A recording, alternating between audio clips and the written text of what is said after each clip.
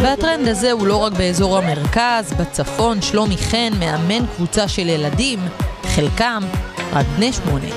התחלתי לקחת ילדים בגיל 7, 8, 9 לאמן. ואז פתאום היו רואים אותם בחדר כושר, כל מיני אנשים בוגרים אומרים, מה? ילד בן 7, 8 יכול להתאמן בחדר כושר? אז הייתי אומר כן. ואז התחלתי להעלות סרטונים לרשת. בהתחלה ראיתי על זה שעשית עם הקפוצ'ון. הופעתי קפוצ'ון. כן, ואז ראיתי את האימונים שלך ואמרתי לי, הנה, אני רוצה ללכת לאימון.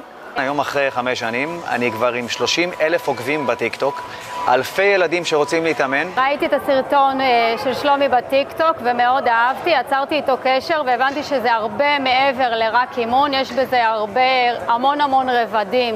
קבענו אימון ניסיון והבן שלי נורא אהב ונרשמנו. 3, 2, מחצרת. ירדתי מלא. עכשיו אני אוכל פחות אוכל, זה תרם לי בהרבה. כמה משקל ירדת? בכל הזה של האימונים? 10 קילו, משהו כזה? בין אם זה קוביות בבטן או הורדת משקל, חדרי הכושר ממזמן לא נחלתם של המבוגרים.